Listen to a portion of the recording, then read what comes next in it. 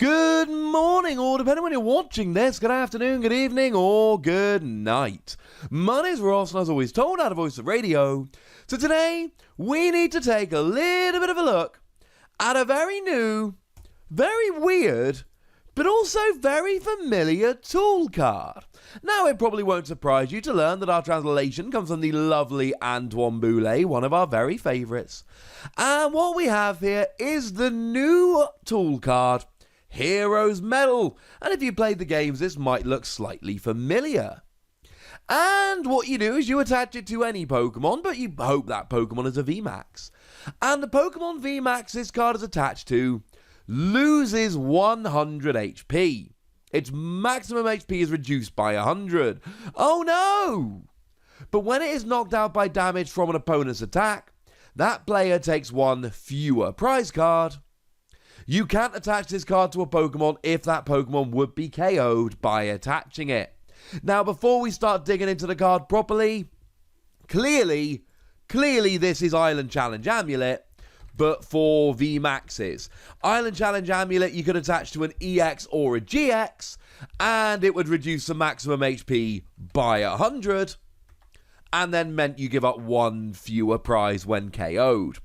And obviously, that last sentence there is there for a very good reason. Remember, Island Challenge Amulet broke expanded because of Jirachi EX. Jirachi EX only had 90 HP.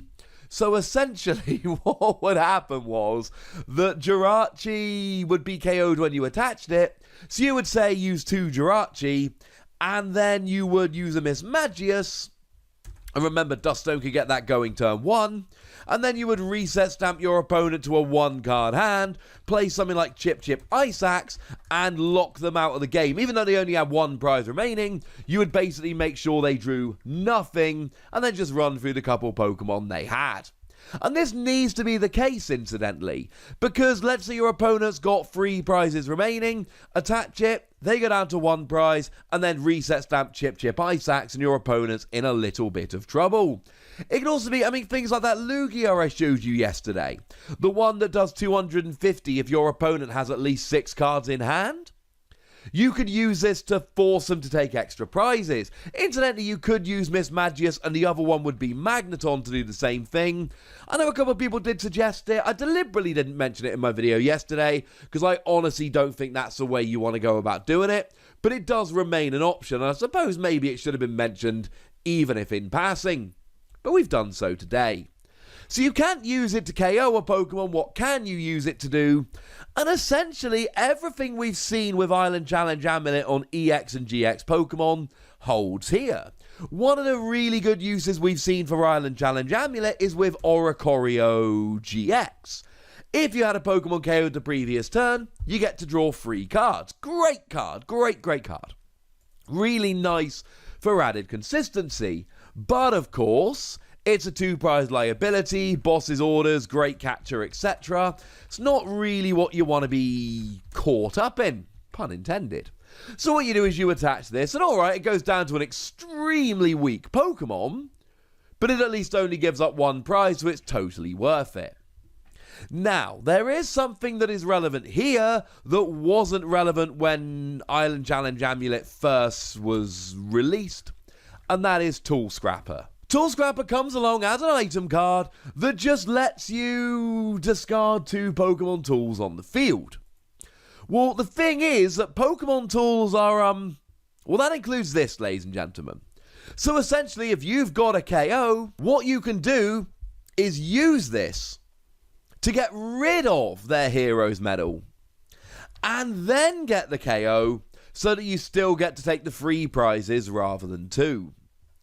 But this is really relevant. Anytime you're not trying to tank, you're just using the really good attacks, this is awesome. Now, there are some VMAXs that just aren't going to want to use it. Something like Copperaja VMAX, which has gigantic HP and obviously has all of those metal tricks. Things like metal goggles, also a tool incidentally, you're not going to want to use it. Wailord V has 280 HP, which is gigantic, and no, Wailord doesn't have a VMAX, but if Wailord ever gets a VMAX, it's not going to want to use it. Cinderace VMAX.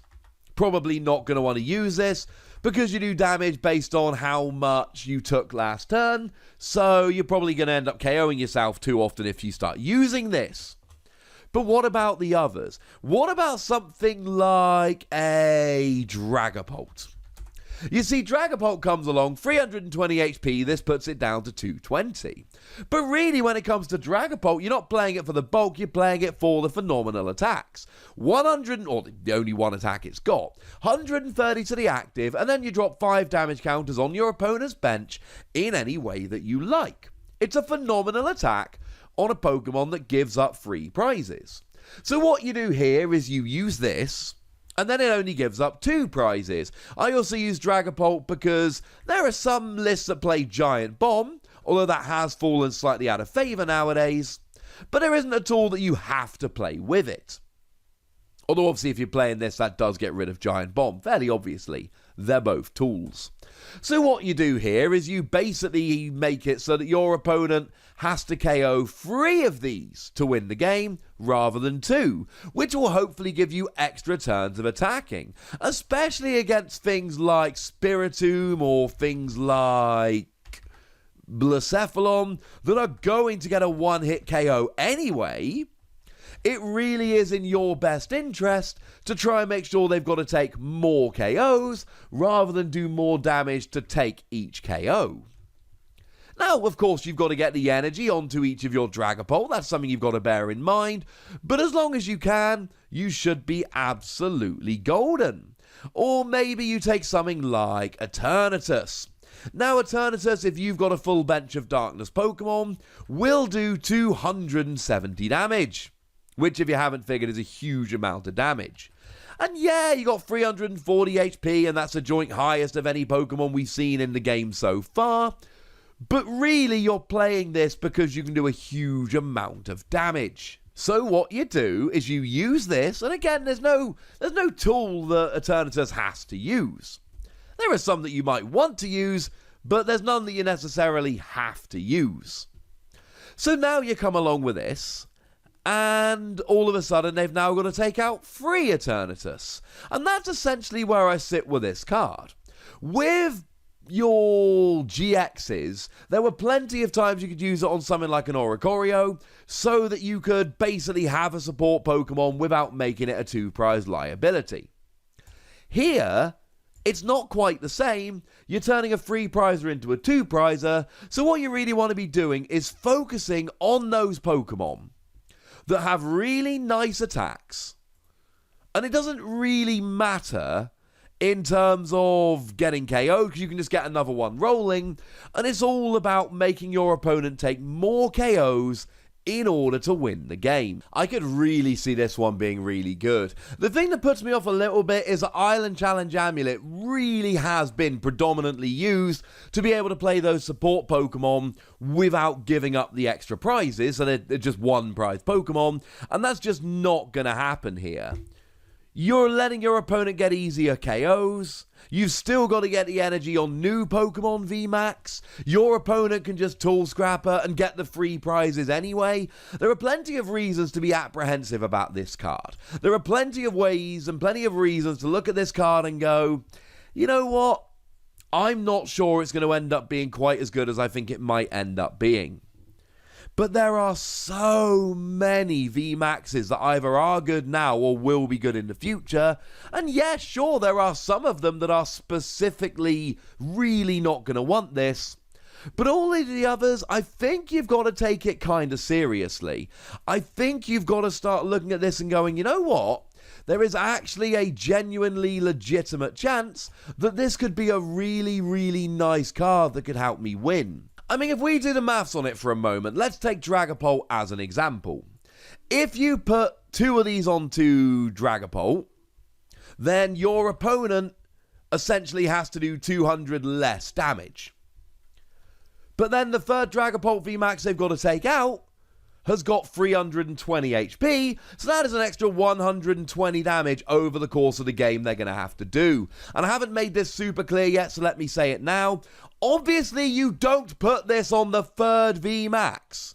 The first 2 VMAXs go down, your opponent takes 4 prizes, and then you bring up one without this on. If you time it really well, of course, they take out a single prize Pokemon as well. They've taken 5 prizes, and then you chuck one of these up. And that, I think, is where this really comes in. If we have a look at Eternatus VMAX, your opponent takes out 2 of them. They've saved themselves 200 damage, and then a 340 HP one comes up they've now got to deal with that they wouldn't have to, so that's an extra 140 damage. And this really is going to make it much easier to force your opponent into a 7 or even an 8 prize game. I do think this is going to see play very differently to Island Challenge Amulet, but I do believe quite strongly that this is going to be... It's going to be a card that is going to see play, not in all VMAX decks, but any that can get set up quick enough and get the energy quick enough. You're just forcing your opponent to take more prizes, do more damage. I like this. I'm giving it another 4 Wassies. Sorry, I feel like that's a bit of a theme today, but I'm not that sorry because that's my honest opinion about the card. So there we go. But I'd like to know what you think.